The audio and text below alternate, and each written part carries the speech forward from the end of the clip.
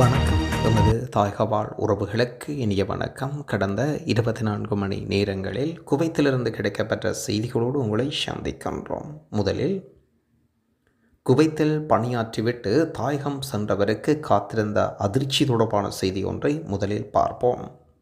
குவைத்தில் 2 வருடங்களாக கடுமையாக உழைத்துவிட்டு தாயகம் திரும்பிய வீட்டுப் பணிப்பெண் ஒருவருக்கு காத்திருந்த அதிர்ச்சி. குவைத்தில் 2 ஆண்டுகளாக பணிப்பெண்ணாக பணியாற்றியவர் அரச வங்கியில் வைப்பிலிட்ட பணம் அனைத்தும் மாயமாகி இருக்கிறது. இது தொடர்பாக போலீசாரால் முறைப்பாடு செய்யப்பட்டு குற்றவியல் விசாரணை மேற்கொள்ளப்பட்டு வருகிறது. இலங்கை நோவுட் போலீஸ் பிரிவுக்கு உட்பட்ட எல்பட கீழ்பிரிவினைச் சேர்ந்த நித்திய யூதியம்மா சுந்தரலிங்கம் என்பவருக்கு இந்த துயர சம்பவம் இடம்பெற்றுள்ளது. குடும்ப வறுமை காரணமாக கடந்த 2022ஆம் ஆண்டு வெளிநாட்டுக்கு வீட்டு பணிப்பெண்ணாக வேலைக்கு செல்கின்றார். இந்த நித்திய யூதியம்மா சுந்தரலிங்கம் தனது மாதாந்த சம்பளத்தை அரச வங்கி ஒன்றில் வைப்பிச் செய்த வண்ணம் பெறுகின்றார். 2 வருடங்கள் வெளிநாட்டில் வேலை செய்துவிட்டு 2024ஆம் ஆண்டு ஏப்ரல் 28ஆம் திகதி தாயகம் திரும்பினார். 2 நாட் கழித்து ஏப்ரல் 30ஆம் திகதியன்று குறித்த வங்கிக்கு சென்ற பணத்தை மீளப் பெறுவதற்கான சிலிப்பை நிரப்பி கொடுத்துள்ளார். சிலிப்பில் எழுதப்பட்டுள்ள பெருந்தொகை பணம் கணக்கில் மீதமில்லை என்றும் வங்கி கணக்கில் 1046 ரூபாய் மாத்திரம் இருப்பதாக வங்கி அதிகாரிகள் அறிவித்தனர்.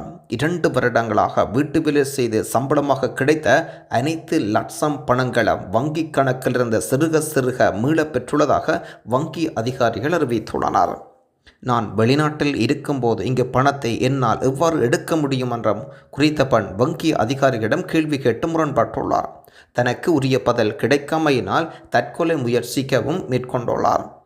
எனினும் அந்த பெண்ணை காப்பாற்றியவர்கள் விடயத்தை கேள்வியுற்று குற்றத்தடுப்பு போலீஸ் விசாரணை பிரிவுக்கு அனுப்பி வைத்தனர். ஹட்டனில் இருக்கும் குற்றத்தடுப்பு போலீஸ் விசாரணை பிரிவுக்கு சென்றார். அங்கு பெண் முறைப்பாடு பதிவு செய்தார். தனக்கு வங்கி கணக்கு விவரங்கள் குறித்தும் வங்கியிலிருந்து பெற்று போலீசாரிடம் ஒப்படைத்துள்ளனர். அதற்காக வங்கிக்கு 2400 ரூபாய் கட்டணமாகவும் செலுத்தியுள்ளார்.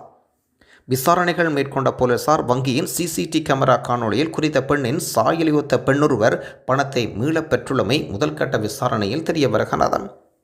நித்திய யூதியம்மா வெளிநாட்டு செல்வதற்கு முன்னர் தனது அயல் வீட்டு பெண்ணிடம் தனது தேசிய அடையாள அட்டை, வங்கி புத்தகம் அனைத்தையும் ஒப்படைத்துவிட்டு சென்றுள்ளார் என்று 2ஆம் கட்ட விசாரணை சொல்கின்றது.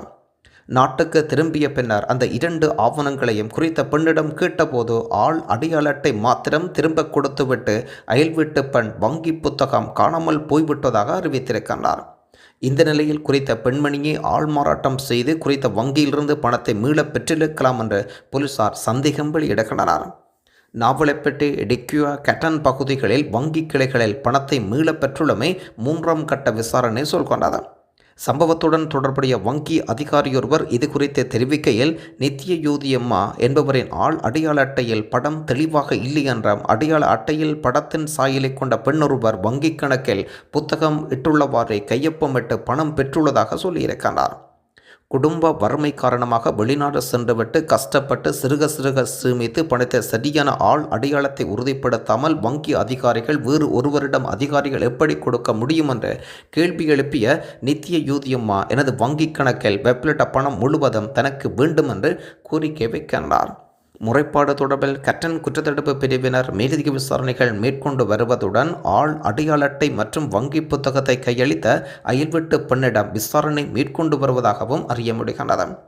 நித்திய யூதியம்மா சுந்தரலிங்கத்தின் எல்பட கீழ்பிரிவில் ஒரே லயத்தில் அடுத்தடுத்து 2 வீடுகள் உள்ளன. அதில் ஒரு வீட்டை பக்கத்து வீட்டு பெண்ணுக்கு எழுதி கொடுத்துள்ளார். அந்த பெண் எல்பட மேற்பிரிவைச் சேர்ந்த ஒருவரை திருமணம் முடித்துள்ளார். எனினும் கணவன் வீட்டுக்கு செல்லாமல் கீழ்பிரிவில் வசித்து வருகின்றார்.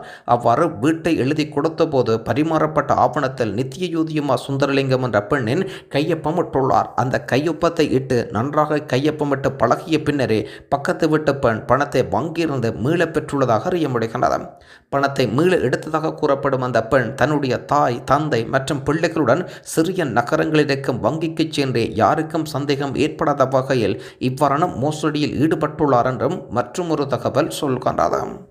ஆகவே வெளிநாடுகளில் பணியாற்றும் எமது தாயகவாழ் உறவுகள் நாட்டுக்கு பணம் அனுப்புகின்ற விடயங்களில் மிக கவனமாக இருங்கள். குவைத் குடிமகன் தற்கொலை. குடிமகன் ஒருவர் தன்னைத்தானே தாக்கிக் கொண்டு துப்பாக்கிச் சூட்டில் பலத்த காயங்களுக்கு இலக்கான நிலையில் மருத்துவமனைக்கு கொண்டு செல்லப்பட்டதாகவும் அவரை காப்பாற்ற முயற்சித்த போலும் சிகிச்சை பலனின்றி உயிரிழந்திருப்பதாக மருத்துவமனை செய்தி உறுதிப்படுத்துகின்றது.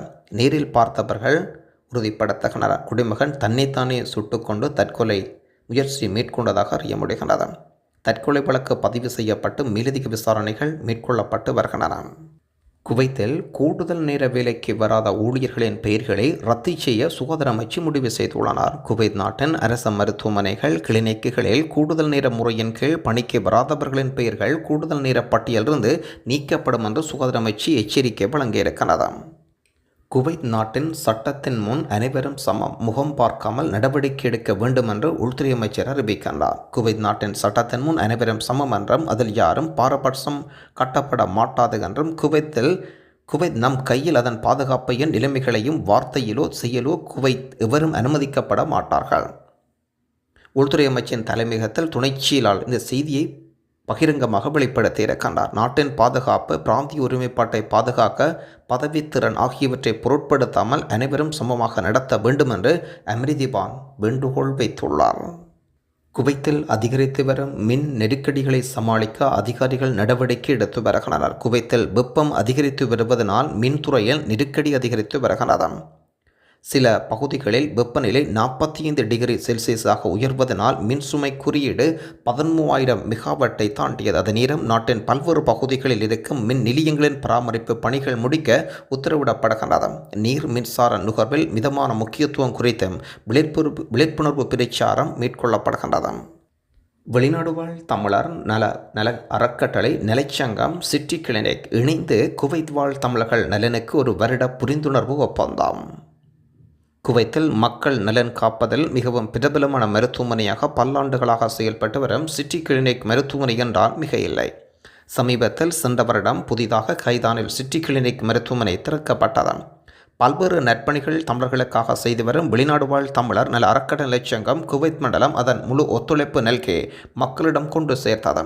அது மட்டுமன்றி யாரும் இதுவரை செய்யிடாத மிக மருத்துவ முகாம் சங்கமும் சிட்டி கிளினிக்கும் இணைந்து நடத்தியது. இந்த சூழலில் கடந்த 14ஆம் திகதி ஒரு வருடம் என்ற கணக்கில் புரிந்துணர்வு ஒப்பந்தம் ஒன்று கைச்சாத்திடப்பட்டது. அதில் வெளிநாடு வாழ் தமிழர் நலச்சங்கம் அறக்கட்டளையின் நிர்வாகிகள் உறுப்பினர்களுக்காக உடல்நலம் காக்க சிட்டி கிளினிக் மருத்துவமனை சிகிச்சைக்காக ஹைதான், ஃபஹாஹில், மொஹபுல்லா, குவைத் சிட்டி ஆகிய 4 இடங்களில் செயற்படும் சிட்டி கிளினிக் மருத்துவமனைக்கு எங்கு சென்றும் சிகிச்சை எடுக்கலாம். சங்கத்தின் காலாவதி ஆகாத உறுப்பினர் அடையாள அட்டை கொண்டு சென்று காட்டும் பட்சத்தில் சிறப்பு கட்டண சலுகை வழங்கப்படும். புரிந்துணர்வு ஒப்பந்தம் சிட்டி கிளினிக் மேலாளர், சிட்டி கிளினிக் CEO வில்சன் அவர்கள் முன்னிலையில் வெளிநாடு வாழ் தமிழர் நல அறக்கட்டளையின் குவைத் மண்டல தலைவர் நூர் முகமது அவர்கள் ஒரு வருட புரிந்துணர்வு ஒப்பந்தத்தில் கையொப்பமிட்டுள்ளார். இந்த நிகழ்வில் பஹாகில் சிட்டி கிளினிக் மேலாளர் சதீஷ் அவர்களும், மாநில மீனவரணி செயலாளர் நவ்சாத் அலி அவர்களும், மீனவரணி மண்டல செயலாளர் சாகுல், மக்கள் தொடர்பாளர் அஸ்வர், ஒருங்கிணைப்பாளர் நெல்லை மெரக்காயர் ஆகியோர் கலந்து கொண்டனர். குவைத் வரலாற்றில் இது முதல் தடவை இதுபோன்ற மாபெரும் வரலாற்று பதிவொன்றோ. தொடர்ந்து குவைத்தினுடைய பொது மன்னிப்பு தொடர்பாக இவர் தரும் விளக்கங்களையும் ஒரு முறை கேளுங்கள். நன்றி. செங்காய்மார அதிர்ப்பத்தில் புதிர்ப்பமான ஒரு சிறிய தகவல் உங்களுக்கு. நாட்டுக்கு போறதுக்கு இந்த காணொலில ரெடி ஆயிட்டு இருக்கிறவங்க, கையில பாஸ்போர்ட் வச்சுக்கிறவங்க தயவு செஞ்சு நீங்க எம்பசிக்கு போயிட்டு உங்களுடைய டைமை வேஸ்ட் ஆக்க வேண்டாம். பாஸ்போர்ட் கையில இருக்கிறவங்க 50 24 82 86 இந்த நம்பருக்கு கால் பண்ணுங்க. உரிய இடத்துல கொண்டு போய் உங்களை ஸ்டெம்ப் பண்ணி நீங்க அதுக்கப்புறம் உங்களுக்கு எப்ப காசு வருதோ அன்னைக்கு நீங்க டிக்கெட்டை போட்டுட்டு நாட்டுக்கு போகலாம் குறிப்பிட்ட நாளைக்குள்ள. சரிங்களா? பாஸ்போர்ட் கையில் இருக்கிறவங்க எம்பசிக்கு போய் உங்களுடைய நேரங்களையும் வாகன செலவுகளையும் வேஸ்ட் ஆக்க வேண்டாம். மற்றது காலையிலேயெல்லாம் போக வேண்டிய அவசியம் இல்லை. குறிப்பிட்ட டைமுக்கு தான் 2.5 மணி நேரம் தான் ஒரு நாளைக்கு சேவையில் இருக்கும் அந்த பாஸ்போர்ட் கொண்டு போய்த்து அந்த சீல் எடுக்கக்கூடிய இடம். உங்களுக்கு அப்படி போறதாக இருந்தால் நீங்க தொடர்பு கொள்ளுங்க. மற்றது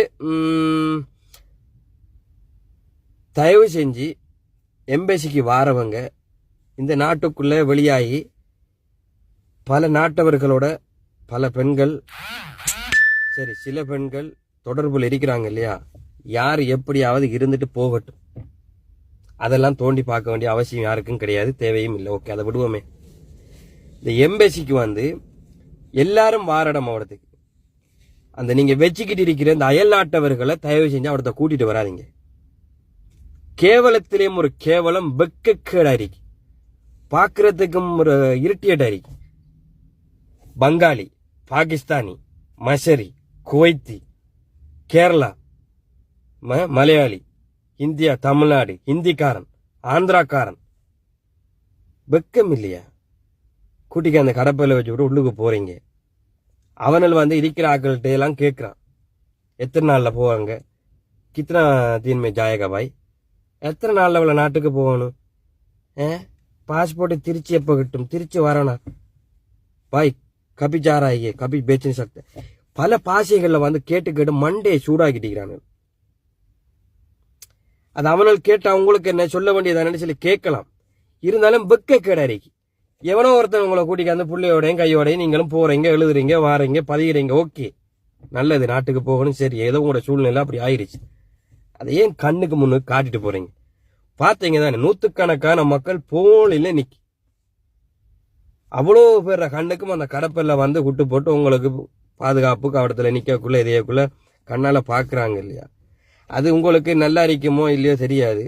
இருந்தாலும் அவடத்துல ஒரு சில ஆம்பளைகளுக்கு வந்து அவனால் கேட்கும் போது கோபம் பெறுது, சூடு சோறன நாட்டு ஏதாவது ஒரு பக்கம் அந்த உணர்வு ஒன்று இருக்கிறவங்களுக்கு அது ஆத்திரம். எனக்கெல்லாம் வந்துச்சு அது காலையில எனக்கு அது வந்துச்சு. எனக்கிட்டே வந்து கேட்கும்போது எனக்கு அது பக்கத்துல இருந்தவர் பதில் சொல்லிட்டிருக்காரு, அப்படி இப்படின்னு சொல்லி லிஸ்ட் போட்டு சொல்றாரு. எனக்கு தெரிஞ்ச ஒரு ஃப்ரெண்டு தான், அவரும் சொல்றாரு. நான் அவர்கிட்டையும் சொன்னேன், இது உங்களுக்கு வெக்கமா இல்லையான்னு. என்ன செய்யற, விதி அப்படி ஆயிடுச்சு. அதுக்காக தயவு செஞ்சு அவடத்துக்கெல்லாம் கூட்டிக்கு வராதிங்க. ஒரு 2, 3 டினார், 4 டினார், 5 டினார் எவ்வளத்துல இருந்தாலும் வந்து சேருங்க, தெரிஞ்ச வாகனத்துல வந்து சேருங்க. ஆனா அவங்கள கூட்டிட்டு வராதிங்க. தெரிஞ்சவங்க அறிஞ்சவங்க பார்க்கும்போது நீங்க என்ன இப்படி எல்லாம் அப்படின்னு சொல்லி நாளைக்கு அது ஊர்லயும் உங்களுக்கு கேவலம், இங்கேயும் கேவலம். எவ்வளவுதான் நீங்க மறைஞ்சு வச்சுக்கிறதாலும் கடைசி போற டைம்ல கொண்டாந்து எல்லாருக்கும் முன்னுக்கு காட்டி போட்டுலையா போறீங்க? எது எப்படி போனாலும் டக்கு டக்குன்னு பதிங்க, நாட்டுக்கு போங்க. பாஸ்போர்ட் வச்சுக்கிறவங்க பேத்து உரிய ரிக்கையில் இடம் பேத்து பார்த்துட்டு அங்கே இது பண்ணிட்டு போகணும். கையில் பாஸ்போர்ட் வச்சுக்கிறவங்க நீங்கள் லேட் ஆக வேண்டிய அவசியம் இல்லை, தாமதிக்கணும்ன்ற அவசியம் ஒன்றும் கிடையாது, நேரடியாக போகலாம். சரி, பாய்.